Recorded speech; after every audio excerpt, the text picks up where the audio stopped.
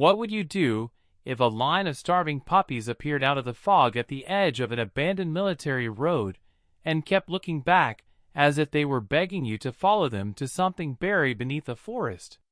He had not come there searching for secrets.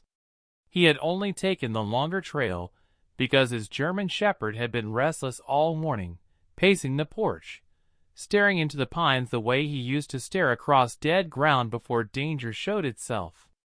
The road they followed had been closed for years, its cracked asphalt split by roots, its warning signs reduced to rusted frames swallowed by ivy. The air smelled of wet pine, cold earth, and distant rain. Every breath burned faintly in his chest. His boots sank into black leaves and soft mud, while the shepherd moved ahead with quiet discipline, reading the woods with the patience of an old soldier who had survived by never ignoring the smallest change in silence.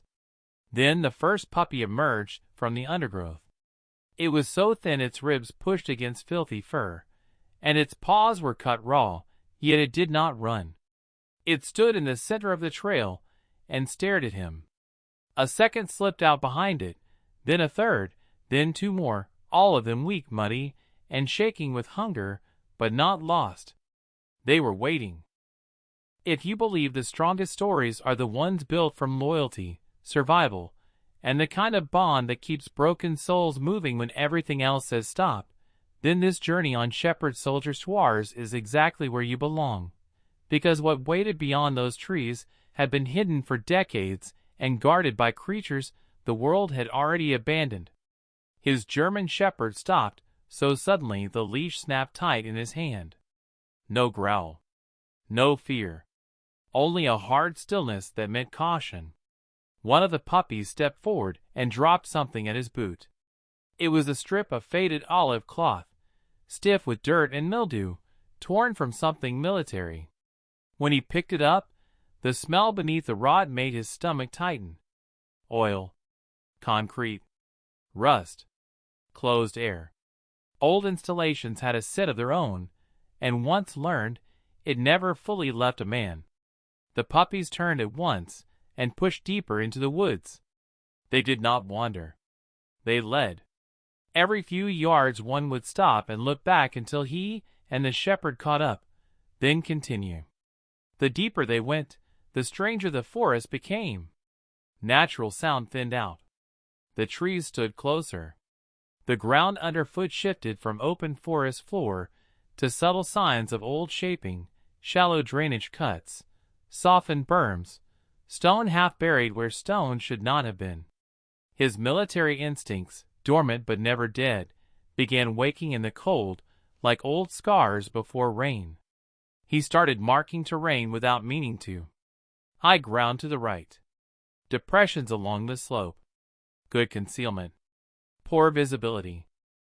The shepherd stayed close now, head low, scenting the air more often, glancing into the brush behind them, as if he felt watched. Once, the smallest puppy stumbled and rolled onto its side, too weak to continue. Before the man could move, the old dog stepped in, lowered his muzzle, and nudged it gently back onto its feet. The puppy pressed against his chest for a second as if it already knew him. Then it kept going. Whatever these animals had endured, they still understood the shape of protection when they saw it. They reached the ridge near noon, where the trees thickened around a wall of moss-covered stone and tangled dead vines. The puppies gathered there and began scratching frantically at the brush. He pulled branches aside and discovered not rock, but a concrete facade covered in netting so old it fell apart in his hands. Underneath was a rusted steel hatch set low into the earth, almost fully disguised by time. Its hinges were thick, its locking wheel corroded, its seams packed with dirt, but it was unmistakably military. The puppies crowded around it, crying softly, pawing the edge where metal met concrete. He crouched and pressed his hand against the hatch. The cold was wrong, deeper than weather, the kind that rises from places sunlight has not touched in years. His German shepherd turned away from the opening for 1 second and fixed on the tree line behind them, body rigid, ears high, every line of him saying the same thing. "We are not alone." The forest answered with silence. No birds. No wind through branches. Just that unnerving stillness old soldiers remember long after wars are over. He used the pry bar from his pack to force the locking wheel. Rust snapped. Metal screamed. The sound rolled through the trees far louder than he wanted. The dog's hackles rose. One of the puppies flinched so hard it fell. He forced the wheel another inch, then another, until the mechanism finally groaned loose. When he pulled the handle, the hatch opened with a deep sucking cough, and a draft of stale air rose from below carrying mold, fuel, damp concrete, and something else buried beneath it, a ghost of antiseptic and confinement. The flashlight beam showed a ladder dropping into darkness, a narrow platform below, and a corridor stretching away under the hill. He should have turned back then. He knew that. He should have called for help, marked the coordinates, carried the puppies out one by one, left the rest to authorities and daylight. But the smallest puppy tried to climb down immediately, and when he pulled it back, it fought him with a desperation that did not come from curiosity. It came from need. These animals had not discovered the hatch. They belonged to what was below. He lowered them carefully one at a time, the German shepherd descending after them, with the calm certainty of long training. When his own boots touched the concrete platform, the air felt older, heavier, and his first step echoed far deeper than one entry shaft should allow. The corridor ahead was streaked black with moisture, its walls marked by faded stencils and emergency arrows. The puppies hurried toward a half-open steel door a short distance in, then stopped there trembling, whining, unwilling to go farther without him. His shepherd stood between them and the corridor beyond, staring into the dark with a focus so sharp it made the hair rise on the back of his neck. Then, from somewhere behind that half-open door, something heavy shifted across concrete with a long scraping sound, followed by one slow breath that was not theirs. His sound held him still for one hard second, the kind of second in which every old instinct returns fully awake.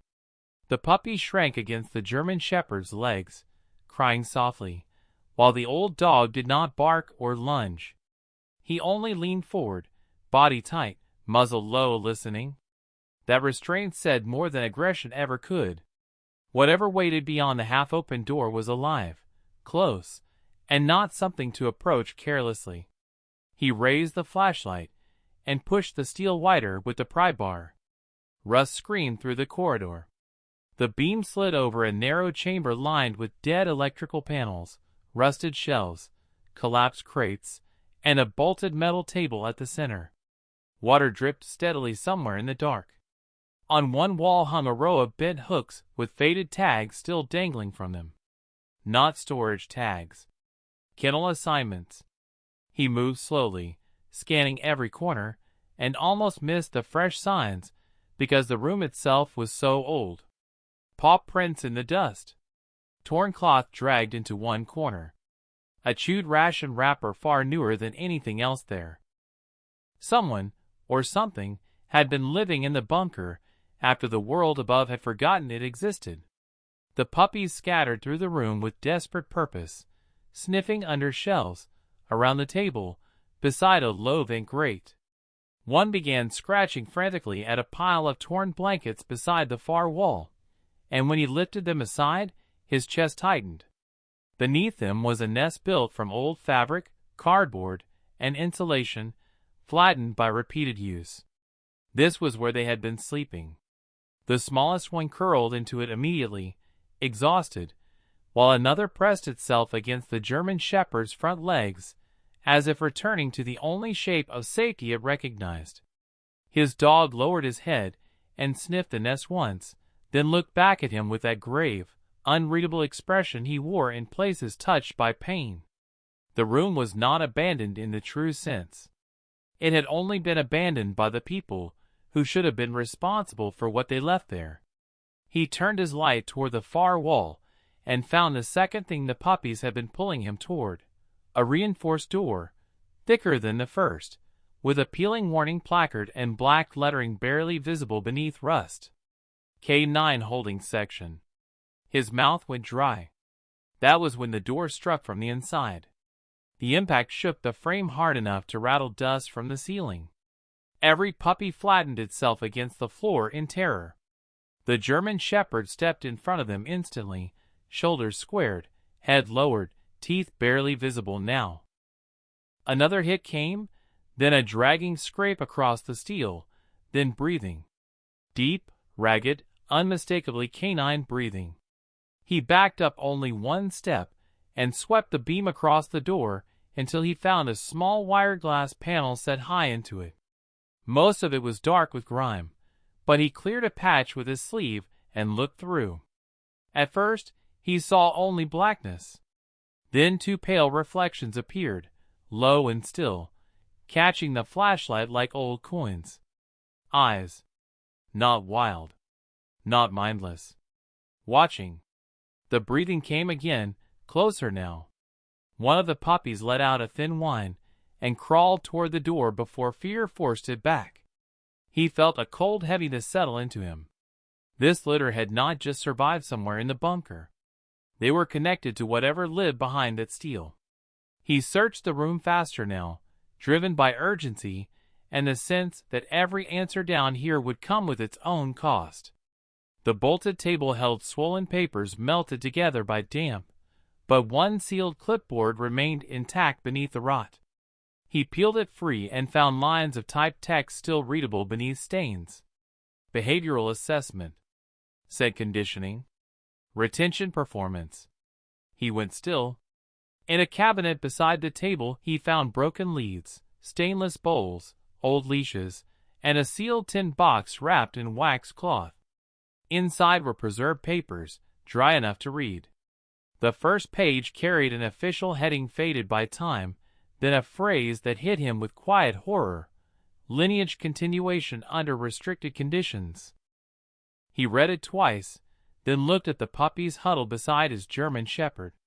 The room around him shifted from strange to monstrous. This had not been a normal kennel. This had been a controlled breeding and holding unit. The puppies were not random strays that had wandered into a ruin. They were the last living remnants of something that had been kept underground on purpose. The reinforced door gave one more heavy thud, then silence.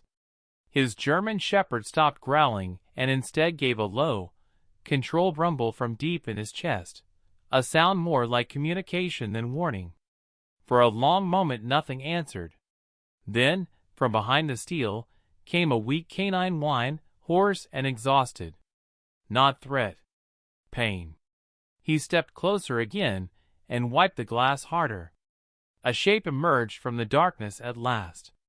It was an old shepherd, gaunt and scarred, fur patchy with age and neglect, one ear torn, ribs visible through a thin coat.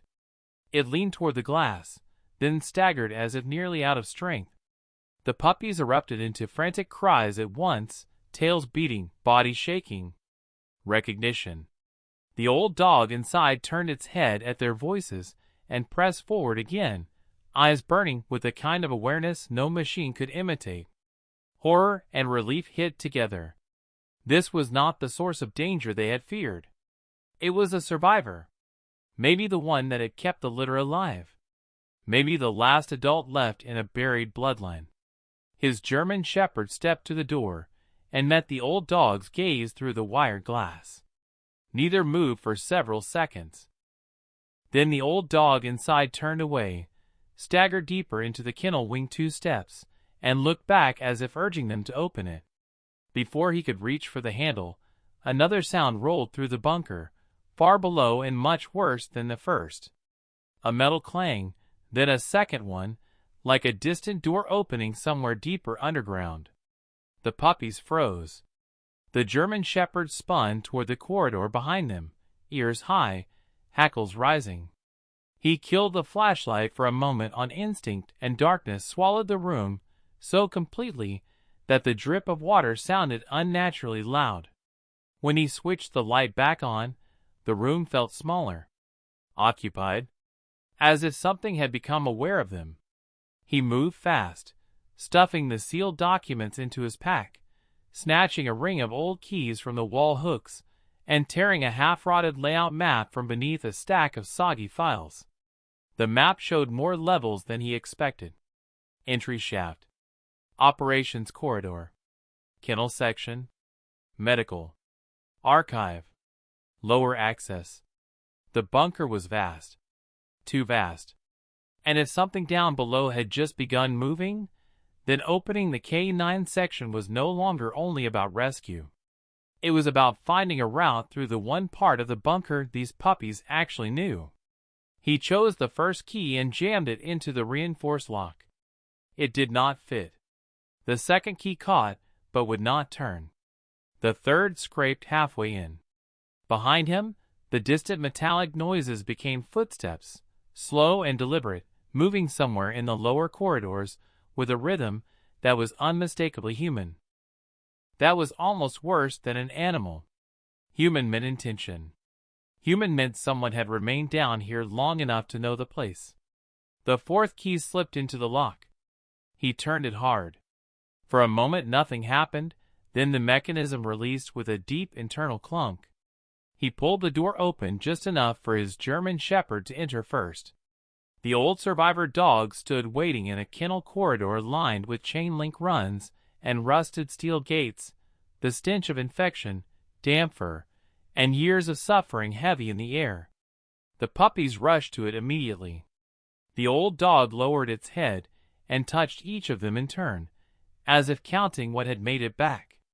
His German shepherd approached slowly, and the two adult dogs met in silence, nose to muzzle, both carrying the same worn gravity of animals who had given too much of themselves to human missions. Then the footsteps stopped just outside in the outer chamber. A voice spoke from beyond the partially open door, low, rough, and very close. "You shouldn't have come down here." The voice did not sound crazed. That unsettled him more than if it had. It was old, controlled, and spoken with the calm certainty of someone standing in his own territory rather than trespassing in a buried ruin. He moved deeper into the kennel corridor at once and pulled the reinforced door nearly shut, leaving only a narrow gap to watch through. The puppies crowded around the old shepherd, whimpering softly, while his German shepherd positioned himself beside the opening, body angled to strike if the stranger forced his way in. The kennel section stank of damp fur, rust, mold, and old medicine. On either side of the corridor, chain-link runs stretched into darkness, some hanging open, some still latched, many lined with shredded blankets and overturned bowls. Deep claw marks scarred the floor. This place had not merely housed dogs. It had held them for long periods, under pressure, under hunger, maybe under fear. The old survivor dog limped toward the rear of the corridor and stopped beside a half-hidden wall panel, glancing back once as if waiting for them to follow.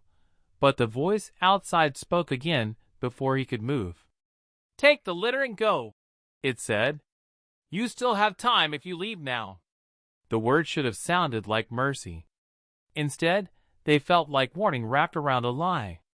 He crouched by the gap and looked out.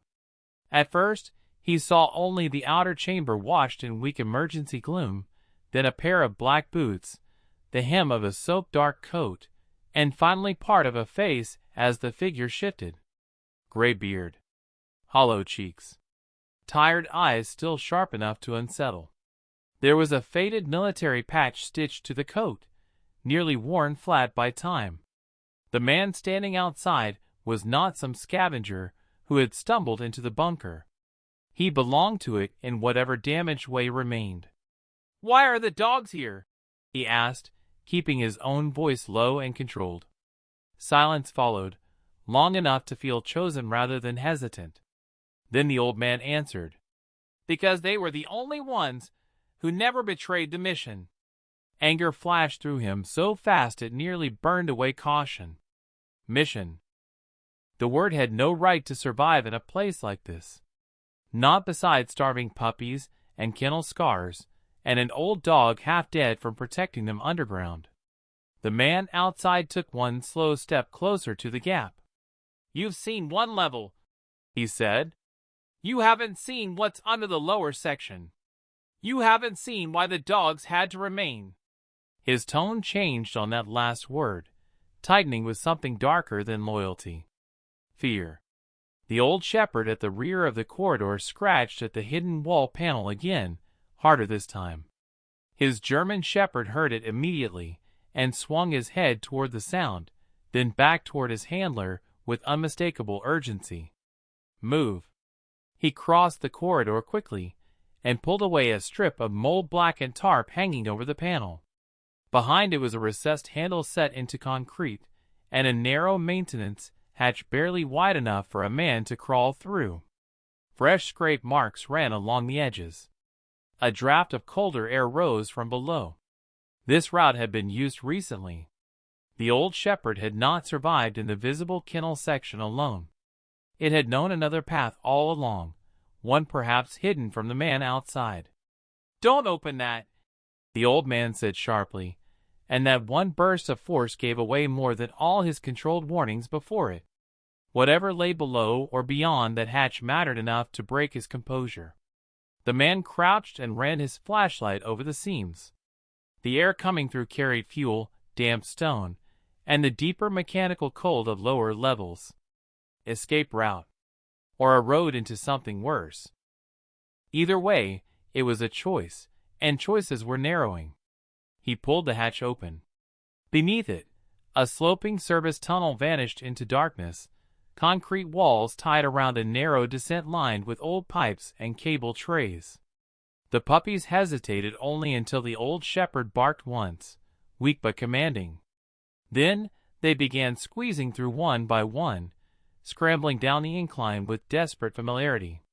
His German shepherd entered after them, body low, stopping just inside to keep the litter moving. He looked back toward the gap in the reinforced door. The old man had come close enough now that half his face was visible in the gloom. Up close he looked less like a monster and more like a ruin-made human, a man kept upright by conviction long after conviction should have collapsed. "Why stay here?" he asked, hating how much he needed the answer. The old man stared at him for a long second. When he finally spoke, the words landed with dead weight. "Because I was there when they sealed the children in." For a moment the bunker seemed to tilt. Not just dogs, then. Children. Families maybe.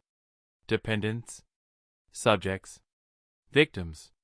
He did not know, but the word alone widened the horror beyond anything he had pictured. Before he could ask anything else, the emergency lights failed. Darkness crashed over the kennel corridor. A second later, a low, broken siren started somewhere deep below, followed by a tremor through the floor like old systems shuddering awake. The old man shouted something, but the sound distorted under the siren, and only two words reached him clearly. "They're awake!" He dropped into the service tunnel at once, dragging the hatch mostly shut behind him. The air grew colder with every step. The walls sweated moisture. His flashlight beam bounced over pipes, warning stripes, and old utility markers, while the puppies moved ahead in a trembling line, guided by his German shepherd's silent pressure and the old guardian's barking from behind. The tunnel opened into a wider maintenance junction where baseboard strips flickered on in dim red, throwing everything into the color of old wounds. On the wall opposite him were dozens of handprints pressed into stained concrete.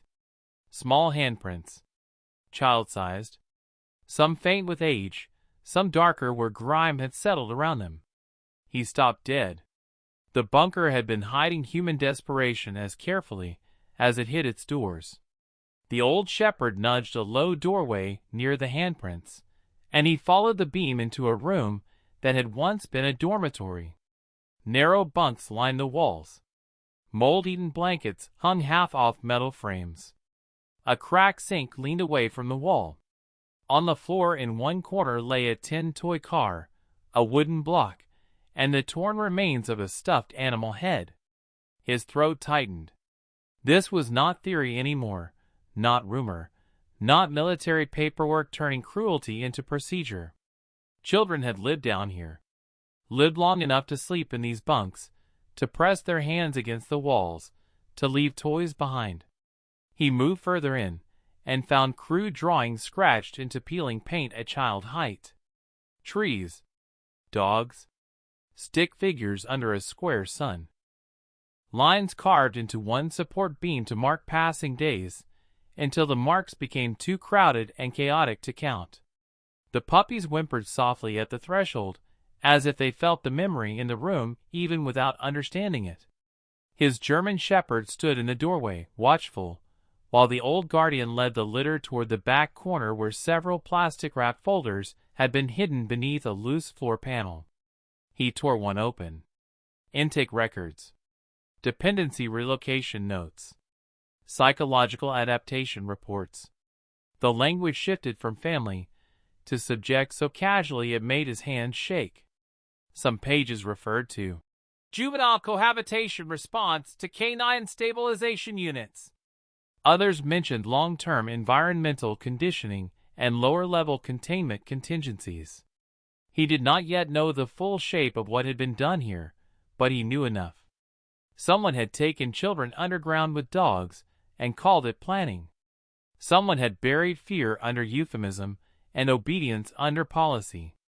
A metallic clang sounded deeper below, followed by what could have been doors unlocking in sequence. The red lights flickered harder.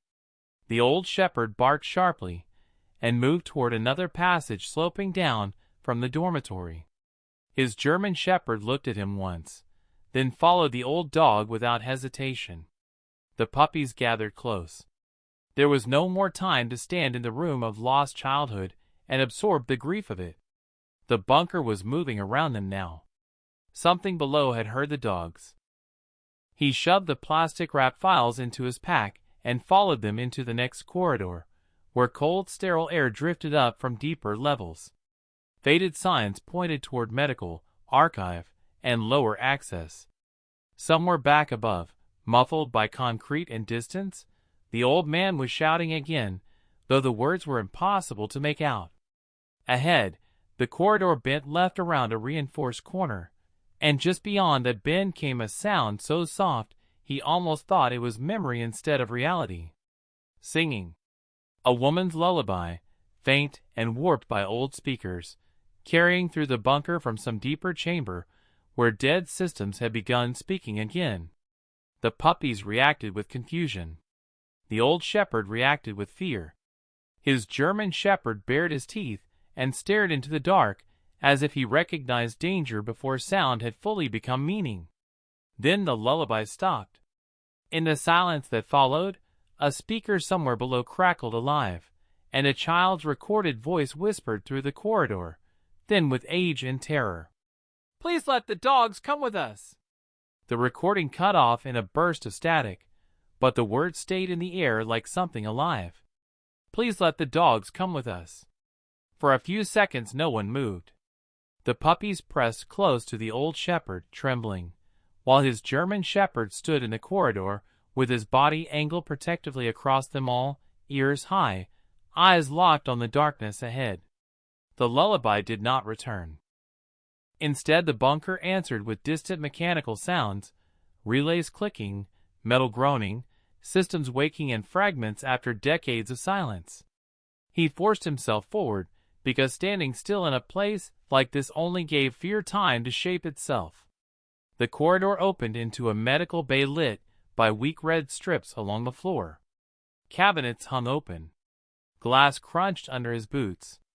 An examination table lay overturned beside restraint points bolted into concrete, some size for adults, some painfully smaller. The smell here was different from the upper levels. Less mold, more chemical residues sealed into the walls. On one peeling section of paint, stenciled in black, a slogan still survived, "Loyalty ensures survival." He stared at it for one long second and felt something dark and cold settle in his chest. That was how people justified unthinkable things.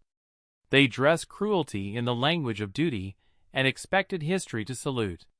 He searched the room quickly, driven by urgency and the knowledge that the dogs could not keep moving forever without rest or food. In one cabinet he found old bandages, cracked syringes, mildewed records, and then, tucked behind a collapsed tray, a small sealed ration pack that looked far newer than everything around it. He tore it open, divided what he could for the puppies, and set down water from his own bottle. The litter ate in frantic little bursts, as if afraid the food might vanish before the next swallow. His German shepherd did not touch any of it. He stayed at the entrance, scenting the air that drifted up from the lower corridors. The old shepherd drank only after the puppies had finished, and even then it kept lifting its head between mouthfuls, still listening, still guarding. That loyalty almost hurt to watch. He found another drawer containing a sealed flashlight battery and a stack of medical reports that had somehow escaped the worst damp. The top page used phrases like neural response conditioning, obedience reinforcement, canine stimulus pairing, and juvenile compliance. He read only enough to understand that the dogs and children had never been housed together out of compassion. They had been paired deliberately, studied together, controlled together. The bunker had not failed morally by accident. It had been designed that way from the start. A low bark from the old shepherd drew his light toward the far wall.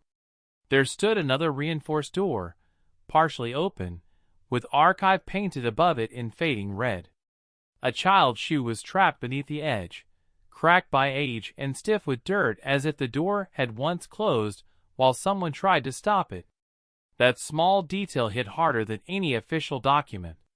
Somebody had tried not to be sealed in.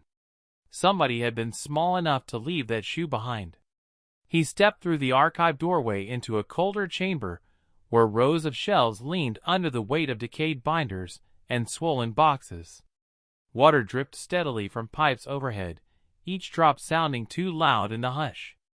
Labels still clung to some containers. Personnel transfer. Incident logs. External communications. Breeding program revisions. Evacuation contingency.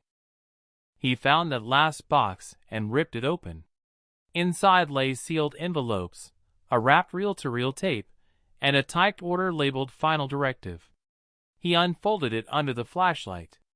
Structural compromise after subsurface breach. Surface extraction limited. Sensitive materials to remain underground. Non-essential populations to be contained pending further instruction. Canine units to be retained for lower sector perimeter integrity. His hands trembled. They had written it all down with polished bureaucratic calm. Not abandoned. Not condemned. Contained. That one word held enough cowardice to poison generations. Then the speaker system crackled again. He froze. Static hissed above the shelves, followed by the same woman's lullaby, softer now, drifting from somewhere farther below. One of the puppies lifted its head at once, confused rather than frightened, as though the sound belonged to some inherited memory. The old shepherd reacted completely differently. Its lips pulled back. A low haunted growl rolled from its chest, and it began backing the litter away from the center of the archive. His German shepherd moved with it immediately, reading danger where the man could only guess. He switched off the flashlight and listened harder. Under the lullaby came another sound, almost hidden inside it. A chain shifting. Then a latch. Then something heavy moving against metal. He swept the beam across the far wall and found what the old dog had been trying to keep them away from. A massive reinforced vault door half obscured by fallen shelving, marked with overlapping warning signs, and one faded designation still legible beneath rust. Biological research. The ruined label from the bunker map clicked into place in his mind. The lower section was not just storage or archive. It had housed research. And if the old man's fear meant anything, then what survived from that research was not only on paper. The old shepherd barked sharply and limped toward a side passage near the vault, trying to lead them away, but before he could follow, the lullaby stopped. Static burst through the speaker, and a child's voice replaced it, old and thin and full of pleading terror. "Please let the dogs come with us." This time the recording lasted a second longer before cutting out. His German Shepherd exploded into a full bark, loud and savage, as something slammed the other side of the vault hard enough to shake dust from the shelves. The puppies screamed and scattered behind the old guardian. A second impact came almost immediately, then a third. The steel held, but only barely. From somewhere back up the archive stairwell, the old man's voice finally carried clearly, stripped of all control now. "Get away from that door," he shouted. "It remembers the dogs." The sentence hit like ice water. Remembers.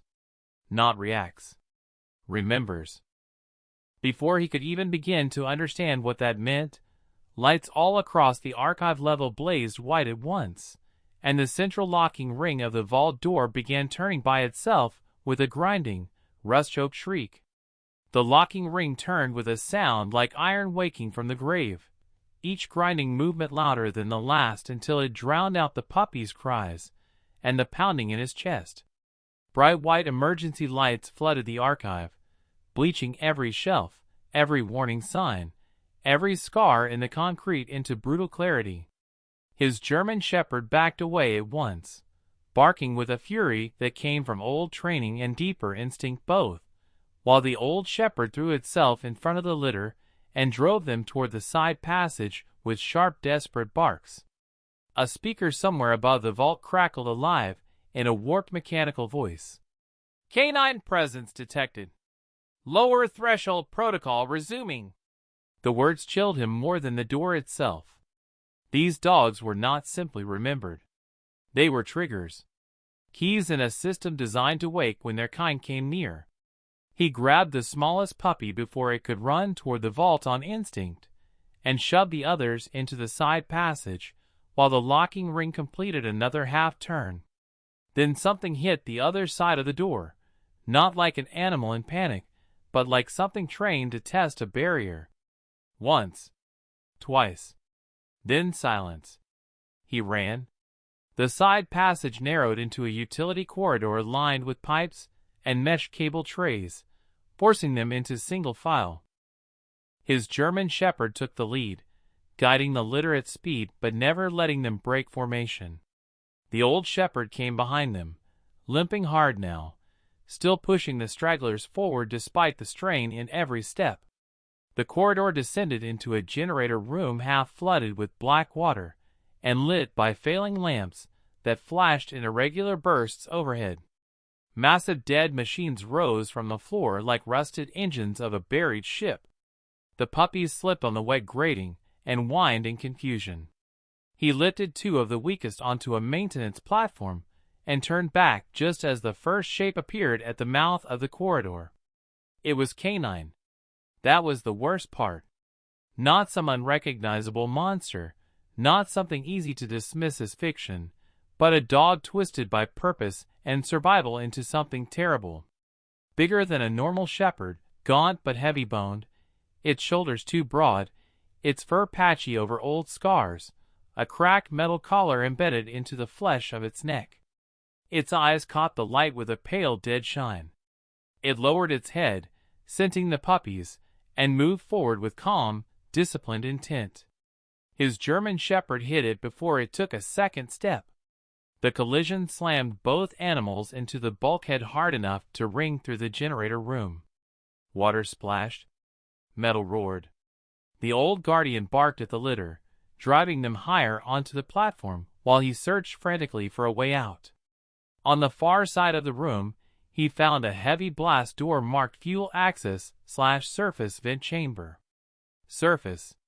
Not freedom yet, but a chance. He jammed the pry bar through the wheel lock and threw his full weight against it. Rust snapped somewhere deep inside. The wheel moved 1 inch. Behind him came another growl, then another. 2 more altered dogs had entered the flooded threshold. His German Shepherd fought with desperate precision, not chasing, not wasting motion, always turning his body to block access to the platform where the puppies huddled. The old shepherd lunged at the second creature's flank, buying seconds at a cost its exhausted body could barely afford. He forced the wheel farther. Another inch. Another. The lock gave way with a heavy clunk. He yanked the door open, and freezing air blasted into the room. Beyond lay a vertical vent chamber crossed by broken maintenance ladders and ductwork. Far above, through chain steel grating, he could see a circle of gray daylight. Real daylight. The sight nearly knocked the breath out of him. He shoved the first puppies through the doorway and onto the dry lip of the chamber, then turned back for the rest. One altered dog had already broken past the fighting and started up the platform steps, eyes fixed on the litter with a trained focus that made his skin crawl. He met it halfway and swung the pry bar across its muzzle. The blow turned its head, but did not stop it. Before it could recover, the old shepherd hurled itself into its side, with every ounce of strength left in its body. Both crashed into the railing. For one awful second the guardian hung there, forelegs scrabbling above the black flooded drop below. His German shepherd saw it, disengaged from the first fight instantly, and seized the loose skin at the old dog's neck, hauling backward until it regained footing. Even in chaos, even bleeding and outnumbered, he chose rescue over pursuit. That single act told the man everything he needed to know about who the real guardians were in this place. He dragged the remaining puppies through the blast door, while the dogs bought him seconds they no longer had. His German shepherd backed into the vent chamber last, never taking his eyes off the corridor. The first altered creature lunged for the opening. He slammed the blast door shut with all his force. A paw jammed into the narrowing gap, claws scraping metal inches from his leg. Then the old guardian, barely able to stand, staggered forward and bit down on that trapped foreleg with savage final strength. The creature screamed. The paw tore free. He spun the wheel lock. The blast door sealed. Impacts hit from the other side immediately, heavy enough to shudder through the frame. Dust drifted from the bolts above. They had escaped one death only to face another problem. The vent shaft rose at least 30 feet, with ladder sections broken in several places, and the upper grate chained shut from the outside. Daylight was visible, but far beyond reach. Then the intercom crackled alive inside the vent chamber. This time it was not the mechanical system. It was the old man. Breathless. Strained. Human. "Listen carefully," he said. "Third ladder break, left rail. There's a manual release. I can open the grate for 90 seconds. The pounding on the blast door intensified, one hinge bending inward with a sharp crack. The old man spoke again, voice lower now, stripped of the hard certainty he wore in the bunker above. I stayed because I told myself I was guarding history. I was only guarding a grave. Another impact shook the vent chamber. The puppies cried. His German shepherd swayed where he stood, blood dark along his side. The old guardian faced the shuddering blast door and planted itself in front of it, pale eyes steady despite the tremor in its legs. The man looked from the impossible height above to the failing door below, then to the two old dogs, who had already decided what mattered most. The grate began grinding open overhead. Cold rain-scented air poured down the shaft. He knew in that instant there was only enough time to get the puppies out if someone stayed behind to hold the breach, and the old shepherd had already made that choice. He moved before grief could slow him. He clipped the strongest puppies into loops made from leash and strap, tucked the weakest inside his jacket against his chest, and started climbing the left maintenance rail while cold daylight widened above like something almost holy after so much buried dark. The metal was slick with frost and rust. Twice his boots slipped and scraped sparks from the broken rungs. Below him, the vent chamber shook under repeated impacts from the blast door, each hit louder than the last. His German shepherd stood at the base of the shaft, body angled toward the threat, chest heaving, blood along one shoulder, yet still unshaken. Beside him, the old shepherd crouched low in front of the buckling door, every rib visible, every breath ragged, yet still gathering itself to spend whatever remained on one final act of protection. The puppies already on the dry ledge cried upward at him, and for one split second the sound fused with the old recording from below, the child's voice pleading through static, "Please let the dogs come with us." That plea had once been denied by the people who built the bunker. It would not be denied now. He reached the second ladder break and swung toward the left rail, where a maintenance box hung open behind bent brackets. His fingers found the red lever just as the blast door split at the center seam with a sound like a giant bone breaking. Through the widening gap came pale eyes, scarred muzzles, and the glint of embedded collars. One altered dog forced its head through first, jaws snapping, but the old shepherd hit it instantly, not with strength anymore, but with perfect timing, clamping onto its throat and dragging it sideways so it jammed the opening. His German shepherd launched at the next shape in the gap, striking shoulder first and driving it back into the red-lit corridor beyond. The chamber filled with snarls, claw strikes, and the slam of bodies against steel. He yanked the red lever hard. Far above, the exterior grate tore the rest of the way open with a harsh metallic crash. Rain-scented wind rushed down the shaft. Real air. Real sky. He hauled the first puppies upward one at a time, pushing them toward the opening until they scrambled through and vanished into gray daylight. Below, the fight turned brutal. The altered animals were not mindless. They attacked with trained intent, always driving toward the litter, always responding to canine presence the way the bunker had taught them long ago. His German shepherd met that training with something stronger than programming. Loyalty. He never chased. Never wasted movement. He held the line between the breach and the ladder, turning each rush aside, protecting the path upward with the same disciplined focus that had kept men alive beside him once before. The old shepherd fought differently, not as powerfully, but with the fury of a creature who had guarded these young lives alone for too long to fail now. He took hits that should have dropped him, slid in his own blood, regained footing, and lunged again. The man shoved the last loose puppy through the upper grate, then turned back down the shaft just in time to see the old guardian driven to its knees before the widening breach. His German shepherd broke from one attacker and glanced up. Their eyes met. Go, that look said again, not as obedience, but as trust. Save them. He climbed down 3 rungs without thinking, reaching as his dog sprang for the ladder. The shepherd caught the metal, slipped, caught again. He grabbed harness and scruffed together, and hauled with everything left in his body. For a heartbeat it seemed possible they might all get out. The old shepherd even staggered toward the ladder base, one forepaw dragging, as if refusing to be the only one left below. Then the blast door finally gave. It collapsed inward in a shriek of steel and bolts, and 3 altered dogs surged through the broken opening at once. The old guardian turned away from the ladder immediately. That was the choice. Not hesitation. Not confusion. Choice. He placed his failing body in the center of the breach and barked once, sharply, toward the German shepherd on the ladder, a command from one guardian to another. Go. The next seconds burned themselves into the man's memory forever.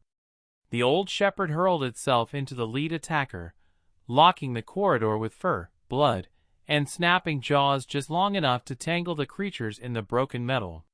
His German shepherd climbed because now to disobey would waste the sacrifice. The man dragged him up rung by rung, slipping, gasping, nearly blacking out from strain, until at last both collapsed over the upper ledge and into the rain above. He turned instantly, half ready to go back down, but there was nothing left to save. From the shaft below came the echoes of snarling, then a terrible crashing sequence as something deep inside the bunker began failing in earnest. The intercom crackled one final time, and the old man's voice rose faintly through the vent, stripped of all hardness, almost peaceful now beneath the ruin of regret. "Seal it," he said. "There's no other way." The man froze with one hand buried in his German shepherd's soaked fur and the other on the great chain. He thought of shouting back, of demanding the old man climb, answer, face what had been done here. But then a series of deeper detonations rolled under the ridge, not explosions of attack, but ancient systems collapsing, fuel lines or emergency failsafes finally devouring the grave they had sustained for too long. Whatever choice the old man had made below, it ended with him. The man dragged the chain through the great assembly and slammed the release lock home just as the earth shuddered beneath the ferns and brush. A second later, the vent shaft below roared with falling concrete and twisted steel. He stumbled back into the rain, the puppies swarming around his boots, his German shepherd leaning hard against his leg, both of them alive, by a margin, so thin it barely felt real. The forest beyond the hidden vent looked impossibly open after the bunker's concrete throat. Trees bent in the cold wind. Mist drifted between trunks. Birds erupted from the ridge as the ground gave one final muffled groan beneath the earth and then settled. This silence was different from the one that had greeted them at the hatch. Not watchful. Not waiting. Empty. The bunker had not closed. It had finally been forced to stop remembering. He dropped to his knees in the wet leaves and pulled his dog close, forehead against the old shepherd's neck, while the puppies crowded around them for warmth. Rain ran down his face and mixed with mud, sweat, and the blood on his hands. For the first time since descending underground, he let himself feel it fully. The children who had never made it back to daylight. The dogs bred into duty and buried with them. The old guardian who had spent the final breath of a ruined life making sure the innocent escaped. His German shepherd stayed perfectly still against him, breathing slow despite pain, and touched his face once with a tired muzzle, the same way he had after firefights long ago, as if to remind him that survival itself can be a form of witness. By the time rescue teams reached the ridge, the rain had softened to mist and dawn was pushing pale light through the forest canopy. He gave them the coordinates first, then the hatch, then the vent, then the documents sealed in his pack, the photograph, the folders from the dormitory and archive, every brittle page that proved the bunker had not been rumor but deliberate cruelty hidden beneath military language. He spoke carefully, plainly, because some truths become weaker when wrapped in emotion too soon. He described the kennel sections, the children's dormitory, the archive orders, the biological research vault, the altered dogs below the collapse. He did not tell them everything at once. Some parts he could not yet force through his throat. But he said enough that the faces around him changed, shock replacing procedure. Medics took the puppies first, wrapping them in blankets, carrying them to heated vehicles where they cried until his German shepherd limped into view and settled beside them. Only then did they calm. Even wounded, even exhausted, he remained what he had always been, the place frightened lives gathered around when the world made no sense. The investigation that followed would take months. Excavation teams descended in sealed gear. Officials who once would have buried a story like this now arrived under cameras and scrutiny, because some graves can no longer be protected once evidence reaches daylight. Historians argued over the bunker's original purpose. Military archives yielded partial records, transfers, denials, erased chains of command, missing logs, burned names. Lawyers spoke of accountability. Reporters spoke of scandal. Experts debated whether the site had begun as continuity planning, behavioral research, wartime paranoia, or all three fused into one monstrous program. None of them could fully touch the heart of it. The truth of the bunker lived not in policy language or hearings, but in the handprints on the wall, the shoe trapped under the archive door, the child's voice on the speaker begging for the dogs to be allowed out too. The world would eventually know what had happened under that ridge. But only a few would understand what loyalty had paid to keep the truth alive long enough to emerge. The puppies recovered slowly. Hunger had warped their bodies. Fear had taught them to guard every scrap of food and flinch at every sudden noise. Some needed surgery. Some needed weeks just to learn that a closed room did not mean abandonment, that footsteps approaching could bring comfort instead of containment. They were never separated from one another for long, and whenever storms hit or lights failed, they were placed near the old German shepherd because his presence steadied them better than medicine. He watched over them through every treatment, every restless night, every trembling sleep. He lay beside their crates until their breathing slowed. He nudged food toward the weakest. He corrected the stronger ones gently when panic made them snap at the others.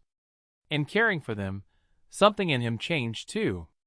The heaviness he had carried since service, the old private darkness that silence had only sharpened, did not disappear, but it stopped being an empty burden. It became purpose, protection, a promise. He had gone into the forest with a dog and a private ache. He came out with witnesses to guard, and the weight of the dead to honor. When officials asked him to testify, he did. When investigators needed help identifying military procedures hidden in the recovered paperwork, he sat with them for hours and read what should never have been written. When they asked about the old man underground, he told the truth there too. A man can be guilty and still die regretting what he served. Both can be true at once. The bunker had been sustained not only by monsters, but by ordinary loyalty twisted until it guarded horror instead of resisting it. That mattered because history repeats fastest where people pretend evil always looks obvious. Sometimes it wears rank. Sometimes it sounds like duty. Sometimes it calls a grave a mission and waits decades for someone brave enough to stop believing it. Every time he spoke publicly, he kept one part for the end. He spoke of the dogs, of the old guardian who had stayed below, of the German shepherd beside him who had chosen rescue again and again, not because anyone trained him to be noble, but because real loyalty protects life instead of sacrificing it to secrecy. Those words mattered most. They were the line the bunker had tried and failed to erase. Winter came early that year. By the time the first broad public report was released, snow had already settled along the abandoned road where the puppies had first appeared from the fog. He returned there one cold morning with his German shepherd and the young survivors now strong enough to run ahead in awkward joyful bursts, their coats thicker, their ribs no longer visible, their eyes brighter each week. The official excavation zone beyond the cordon was quiet, wrapped in tarps and fencing, the deeper chamber stabilized and catalogued. But the forest itself felt different. The silence was no longer loaded with buried breath.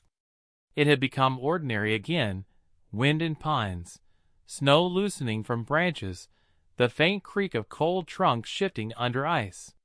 He stood near the place where the first puppy had blocked the trail, and looked out over the ridge that had hidden so much. His German shepherd sat beside him, muzzle silver in the winter light, body heavier with age, but calm in a way it had not been before. Around them the younger dogs pressed close, then fanned out to explore the snow, no longer guarding a secret, no longer bred for someone else's darkness, just dogs under an open sky. He rested a hand on the old shepherd's neck and let the quiet settle. Some endings do not feel triumphant.